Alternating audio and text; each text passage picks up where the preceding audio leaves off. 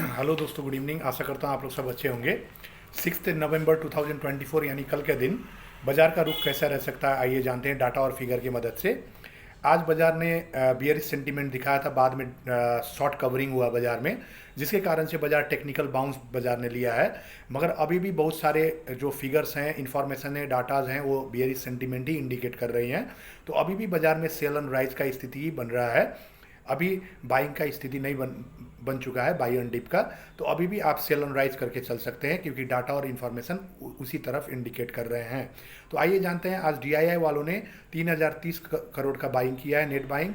मगर एफआईआई वालों ने अपना सेलिंग कंटिन्यू रखा है, 2569 करोड़ का सेलिंग है। तो इस हिसाब से ज़्यादा का डिफरेंस नहीं है डीआईआई एफआई में। तो ओवरऑल बियरिश सेंटीमेंट इंडिकेट कर रही है, तो उसी तरफ बाजार का इंडिकेशन रहेगा सेल एंड राइज का। जैसे बाजार बढ़े आप सेल कर सकते हैं, पुट बाई कर सकते हैं ऑप्शन में। तो इस तरह से आप अपना ट्रेड को प्लान कर सकते हैं।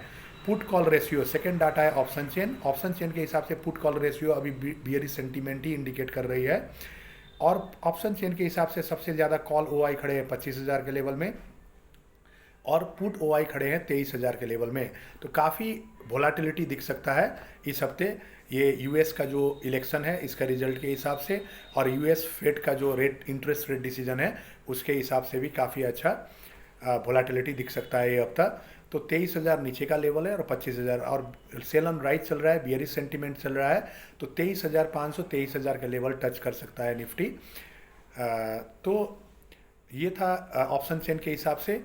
अब जैसे कि बियरिश सेंटीमेंट है, तो आप रेसिस्टेंस में निफ्टी या कोई भी आइटम को सेल, पुट बाई और कॉल सेल कर सकते हैं, पुट बाई कर सकते हैं। और सपोर्ट की तरफ आप कॉल बाई, पुट सेल और फ्यूचर में लॉन्ग कर सकते हैं, या कोई वो लेवल में आप स्टॉक वगैरह भी बाई कर सकते हैं।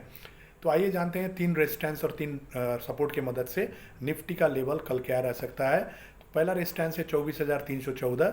यदि 24,314 ब्रेक करता है तो सेकंड रेजिस्टेंस है 24,517। यदि 24,517 भी ब्रेक करता है तो थर्ड रेजिस्टेंस है 24,672 का। और सपोर्ट की तरफ पहला सपोर्ट है 24,119 का। यदि वो ब्रेक करता है तो 23,947, 23,947 का। और ये वो भी ब्रेक करता है तो 23,598 का।